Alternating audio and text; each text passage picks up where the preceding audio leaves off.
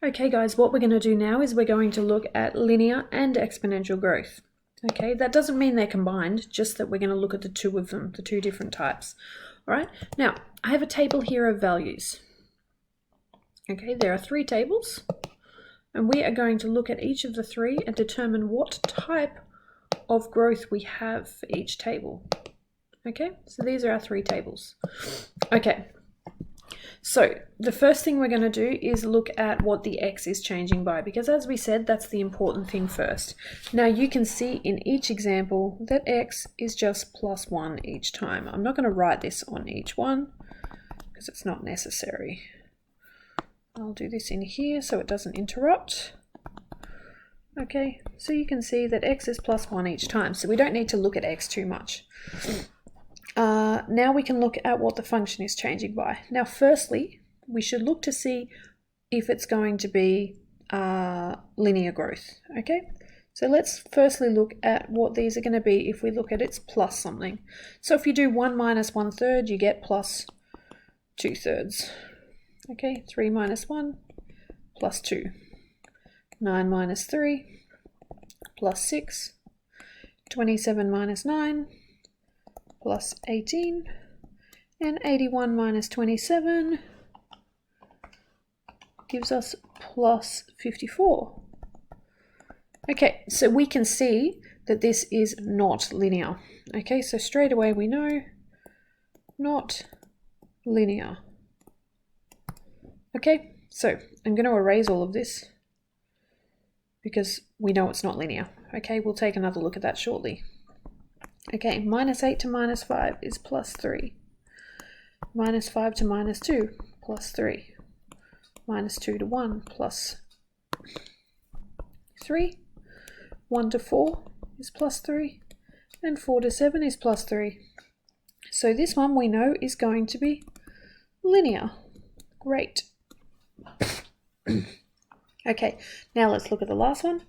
0 to -1 is -1. -1 to 0 is +1. 0 to 3, +3. 3 to 8, +5. 8 to 15 is +7. Okay, so this one is also not going to be linear. So we know this is not linear. Okay, we're going to come back to that linear one in a sec because we're going to work out its equation.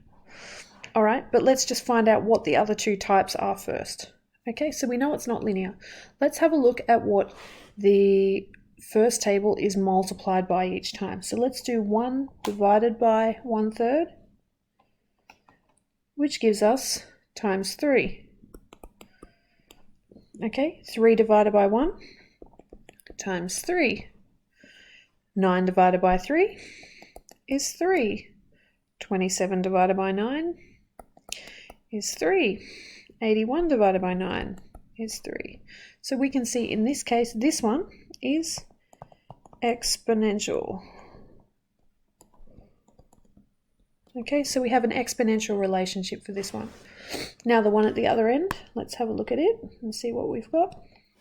Okay, -1 divided by 0. Well, we can't divide by 0. All right, so straight away we have a problem here. So we know that this is also going to be not exponential.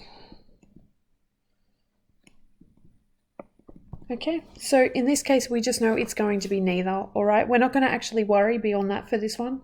I do know what type of function it is, but I don't care. Okay, it doesn't matter for now. All right, so now we're going to look at calculating the formulas for these. Okay, so with our exponential example, we know that n equals I times g to the power of t. Our initial value was 1/3. Actually, our initial value is actually where we have 0, so where x is 0. So in this case, our initial value is 1, okay, times g, our growth factor was 3, and we don't actually have a t here, we have an x, so we really should put an x here, okay, and that's it. So basically it's just 3 to the power of x, okay, because we don't really need to times by 1. That was nice and easy. Okay, the linear relationship, we know y equals ax plus b. Okay, now a, we know, is our rise over run. So a equals rise over run, which is the change in x, delta x, over, delta y, y for rise, over delta x. Okay, now the change in y each time was 3, and the change in x was 1. Okay, so we know that our a is 3. Okay, so we have y equals 3x plus, and b is our y-intercept, so where x is 0.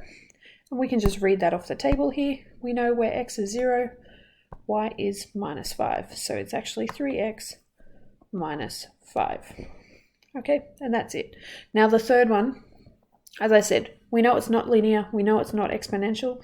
If you want to know what it actually is, this is actually a quadratic equation. This will give us a parabola. But as I said, I'm not really worried about calculating this one. It doesn't matter.